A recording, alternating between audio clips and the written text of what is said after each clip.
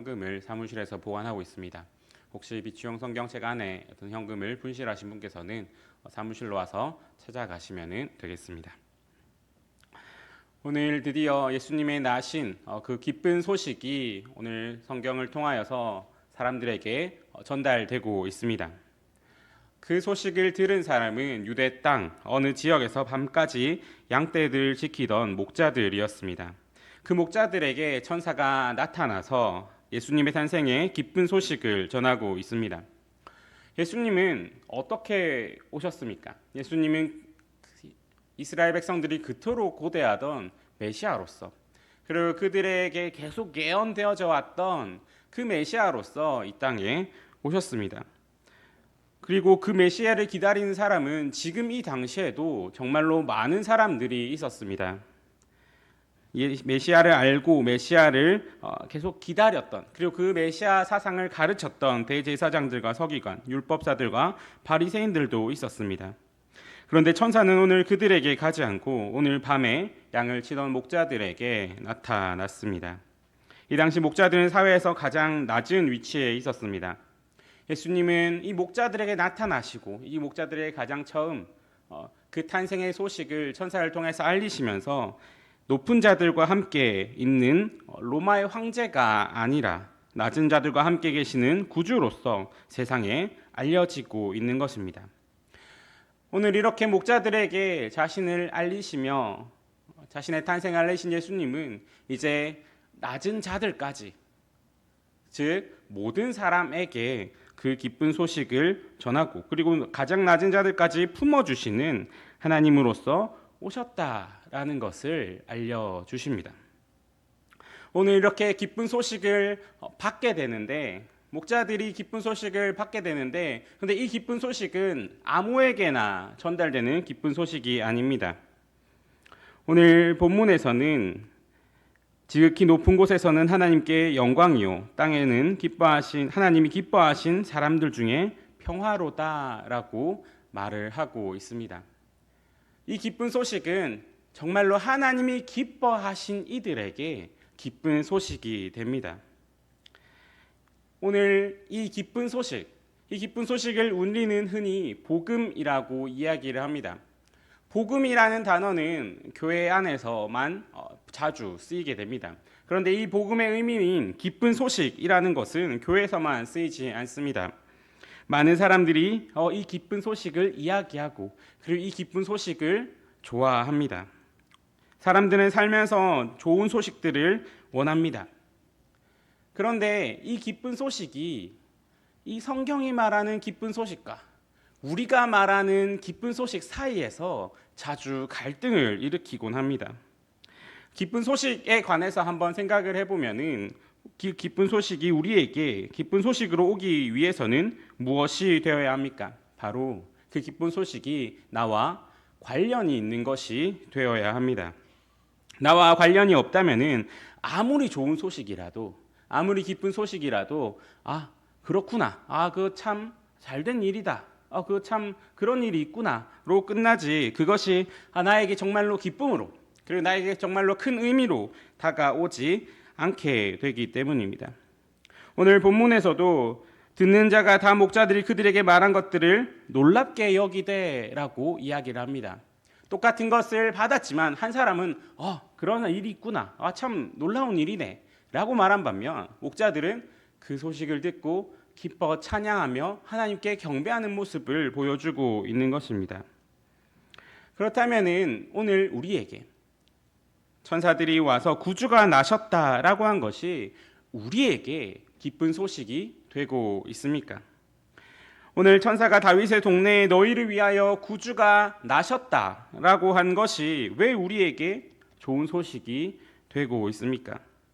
구주가 나셨다, 예수님이 오셨다, 그러므로 기쁘다 라고 하는 것이 이때까지 우리가 가졌던 일반적인 생각이라면은 이제는 우리는 구주가 나셨다, 그러므로 기쁘다 하는 중간에 무엇을 넣어서 생각하여야 합니다. 그것은 왜 구주가 오신 것이, 왜 예수님이 오신 것이 우리에게 기쁨이 되는가라고 하는 것입니다.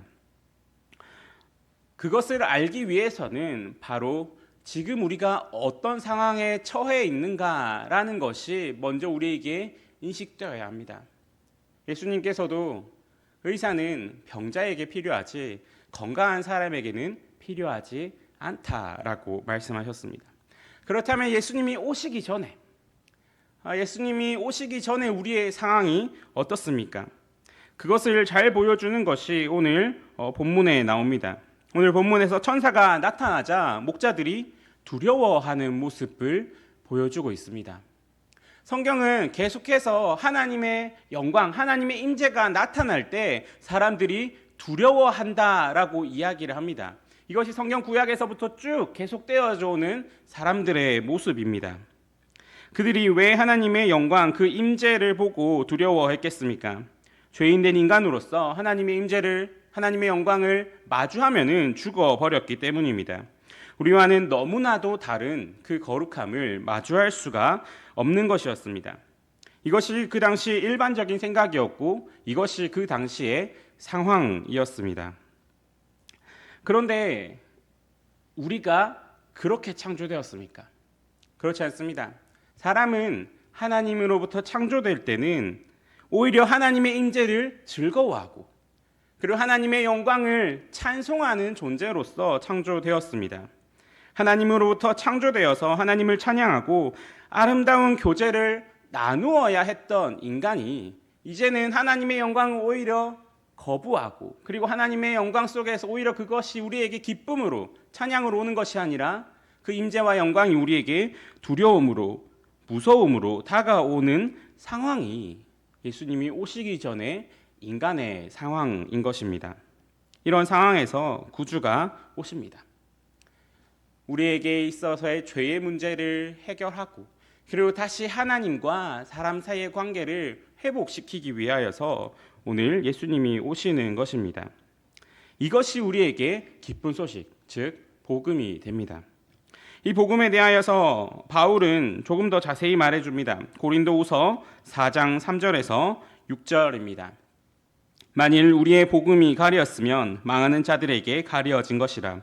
그 중에 이 세상의 신이 믿지 아니하는 자들의 마음을 혼미하게 하여 그리스도의 영광에 복음의 광채가 비치지 못하게 하매니 그리스도는 하나님의 형상이니라.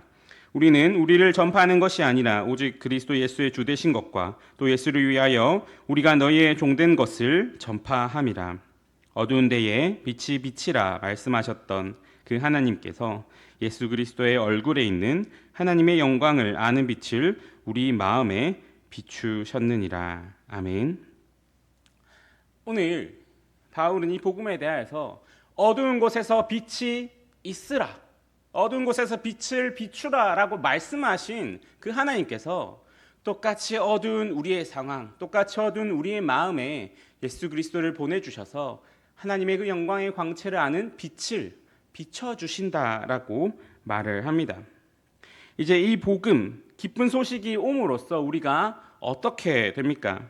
하나님을 모르고 그리하여서 죄 가운데로만 행했던 이전의 삶, 그리하여서 무엇이 선한 것인지도 모르고 이제 어떠한 목적과 기준도 모른 채 그저 자신을 위하여서 살아가고 그리고 그렇게 자신을 위하여서 살아가면서 창조된 모습을 잃어버리지만은 무엇이 잘못된지도 모른 채 살아가는 그 삶. 하나님과 교제를 나누고 하나님의 영광을 찬양해야 하지만은 오히려 그 영광을 무서워하며 피하였던 삶. 그 어둠의 삶 속에 있던 우리에게 어둠에 대하여 빛이라 말씀하셨던 그 하나님께서 예수 그리스도를 통하여 하나님의 영광을 아는 빛을 우리에게 비춰주시게 되는 것이 바로 예수 그리스도가 오심으로써 우리가 기뻐해야 될 이유가 된다라고 하는 것입니다. 그렇게 함으로써 그 빛이 말씀을 비추고 그 빛이 우리의 삶을 비추어서 이제는 우리가 그 허무함과 그 좌절감과 연약함 속에 있는 것이 아니라 이제 우리는 그 아름다움, 그 복음의 광채를 맛보게 하는 것. 그리하여서 이제 우리가 어떻게 살아가야 될지 알고 이제 우리가 무엇을 따라 살아가야 될지 알고 이제 우리가 선한 것이 무엇인지 그리고 우리에게 충만한 기쁨으로 오는 그 평안의 삶이 무엇인지를 알게 되어서 그것을 맛보는 삶으로서 이제 살아갈 수 있게 되는 것. 이것이 우리에게 있어서 가장 첫 번째로 기뻐해야 될 소식이며 예수 그리스도께서 오셔서 우리에게 기쁜 소식으로서 전해주는 것이 되어야 합니다. 예수 그리스도가 오셔서 보여주시는 것은 하나님의 영광입니다. 우리가 이전에 눈이 멀어 보지 못했던 하나님의 영광을 보여주십니다. 이 영광을 볼 때에 우리에게 어떤 것이 생기냐면은 우리 안에 있는 죄에 대한 인식이 생깁니다. 우리가 깜깜한 곳에 가게 되면은 우리 주변에는 무엇이 있는지 잘 모르게 됩니다. 하지만 불을 켜고 어떤 빛이 생기면은 이제 우리는 무엇을 볼 수 있습니다. 내가 이전에 발에 걸리적거렸던 건 이거구나. 내가 전에 이렇게 어떤 것에 부딪혔는데 그 부딪힌 것이 이거였구나. 이런 길을 갈 때는 이것을 조심해야 되는구나. 지금 방이 이렇게 있으니까 어떤 것을 정리해야 되겠구나라는 것이 우리에게 빛이 있음으로써 우리가 그것을 빛을 통하여서 봄으로써 알게 되고 행할 수 있게 되는 것입니다. 이처럼 하나님의 영광의 빛이 우리에게 다가올 때 우리는 지금 우리의 모습을 볼 수 있게 됩니다. 내가 어떤 죄 가운데에 있구나. 하나님의 빛이 비춰주심으로써 이렇게 사는 것이 마땅한데 지금 내가 이렇게 살지 못하는 어떤 죄에 가로막혀 있구나 라는 것을 알게 됩니다. 그 빛이 없었다면은 우리는 죄가 죄인지도 모르고 살아가게 됩니다. 그저 무언가 잘못된 것 같은데 이렇게 사는 건 아닌 것 같은데 라고 하는 정도의 느낌까지만 가지며 살아가게 됩니다.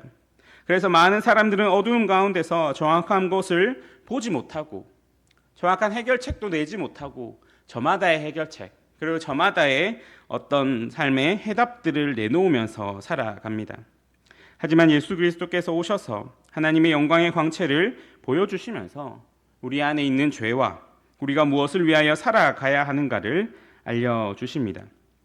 그리고 십자가에 달려 죽으시고 부활하심으로써 이제는 우리가 하나님의 영광을 대할 때에 그것을 무서워하고 피하는 것이 아니라 하나님의 영광을 찬양하고 그 영광을 원하고 그 임재 가운데에서 속해 있기를 원하게 만들어 주십니다.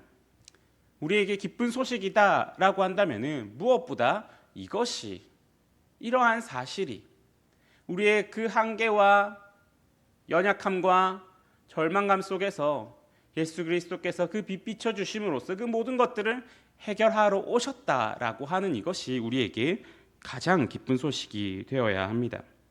그런데 이러한 기쁜 소식을 누리지 못하는 사람이 있습니다. 바로 그것과 상관이 없는 사람입니다. 미국의 쇼 프로그램 중에 어떤 흥미로운 프로그램이 하나가 있습니다. 어떤 한 가족이 나와서 어떤 그 가족에게 선물을 주는 프로그램입니다. 그런데 한 가족이 나왔을 때 어떻게 구성이 되어서 나오냐면은 부모님과 아주 어린 아이가 같이 나오게 됩니다. 그러면은 그 쇼의 사회자는 아주 이제 부모님과 아이 두 부류가 좋아할 만한 선물을 보여줍니다. 먼저는 부모님을 위하여서 최신 냉장고 혹은 최신 가전제품들을 보여줍니다. 그러면은 부모님의 눈에서는 저걸 선택해야지, 저거를 꼭 타가야지 라고 하는 그 마음이 눈에서 보입니다. 그런데 또 다른 선물은 아이가 아주 좋아하는 선물입니다. 예를 들어 여자아이라면은 이제 겨울왕국 풀세트, 거의 방의 반을 차지할 만한 그 겨울왕국 풀세트. 그리고 남자아이라면은 요즘에 정말 자기 몸보다 조금 더 큰 장난감 자동차를 보여주면서 선택을 하게 되는데, 그런데 그 선택을 누가 하게 되냐면은 부모님이 아니라 아이를 향해서 이 둘 중에 하나를 선택해라 라고 말을 합니다. 그런데 아이에게 최신 냉장고 혹은 어떤 크루즈 여행권 이런 게 무슨 의미가 있겠습니까? 그래서 보통 아이들은 선택의 순간에 자기가 가장 원하는 그 장난감 자동차와 겨울왕국 세트를 선택하게 됩니다. 그럼 이제 카메라는 부모님의 얼굴을 비춰주고 그 실망스러운 표정과 정말 그 허탈해하는 모습을 보여주면서 이제 쇼를 마치게 됩니다. 아이가 장난감을 선택할 때에 부모님의 표정이 어떻겠습니까? 선택의 순간, 아이가 이제 선택을 내려야 될 순간에 긴장감으로 가득 차 있습니다. 그러면서 제발 냉장고, 제발 그 최신 가전제품, 제발 크루즈 여행권이라고 생각을 할 것입니다. 그런데 막상 아이가 자기가 원하는 그 장난감을 선택할 때 부모님은 아주 실망한 표정으로 얼굴에 그 실망감이 가득 남게 됩니다. 한 사람에게 기쁜 소식이 한 사람에게는 실망의 소식으로 전달되는 순간인 것입니다. 예수님이 오실 당시에도 메시아에 대한 수많은 기대가 있었습니다. 구원이라는 것을 정치적으로 혹은 경제적으로 이해하고 기대한 수많은 사람들이 있었습니다. 그런 이들에게 낮은 곳으로 오신, 그리고 그 다른 것이 아니라 우리의 죄와 그 하나님과의 관계의 회복을 위하여서 오신 예수님의 소식은 그렇게 기쁜 소식이 되지 않았을 것입니다. 그런데 그런 사람들을 위하여서 예수님이 그들의 모든 요구와 기대를 만족시키기 위하여서 일하십니까? 아닙니다. 예수님의 사역은 오신 그대로 계속 그 목적을 향해서 쭉 달려가시고 그것을 위하여서 계속 사역하시고 일하시게 됩니다. 생각해 보면은 이러한 논리가 참 이상한 논리입니다. 복음을 자기중심적으로 생각하는 것만큼 이상한 논리가 없습니다. 가만히 생각해 보면은 그 논리 속을 들어가 보면 이런 것입니다. 복음은 기쁜 소식이다. 그렇기 때문에 그 기쁜 소식은 내가 기뻐하는 그것이 되어야 한다라고 하는 것입니다. 그래서 그 복음을 자기중심적으로 자기의 기쁨대로 해석해 버립니다. 복음은 기쁜 소식이다. 그리고 기쁜 소식은 나에게 무엇이다. 그러므로 복음은, 예수님의 오심은 그 기쁨을 위해서다라고 생각하는 것입니다. 이렇게 들으면 참 말이 안 되는 것처럼 보이는 것을 그 당시에도 그리고 오늘날에도 너무나 많이 하고 있습니다. 예수님이 오실 때의 메시아에 대한 잘못된 기대를 가지고 있는 자들이 그러하였고, 그리고 오늘날의 여성신학, 해방신학, 심지어는 동성애를 위한 신학, 동성애를 구원하시기 위하여서, 동성애자들을 위하여서 예수님이 이 땅에 오셨다라고 하는 사람들까지 있습니다. 또 얼마나 많은 사람들이 성경에서 말하는 복을 자기중심적인 복으로, 성경에서 말하는 기쁨을 자기중심적인 기쁨으로 여기면서 살아가고 있습니까? 이 모든 것에서 벗어나서 우리가 정말로 예수님이 주시는 그 참된 기쁨과 평화를 누리기 위해서는 예수님이 말하는, 성경이 말하는 기쁜 소식, 그리고 예수님 우리에게 무엇 때문에 오셨기 때문에 그것이 우리에게 기쁜 소식이 되는가라고 하는 것을 중심에 잘 두고 그것에서부터 우리의 기쁨을 하나하나 채워 나가야 합니다. 우리가 기대하는 기쁜 소식은 무엇입니까? 예수님을 믿었을 때 따라오게 되는 부수적인 것들이 혹시 우리가 기대하는 기쁜 소식은 아닙니까?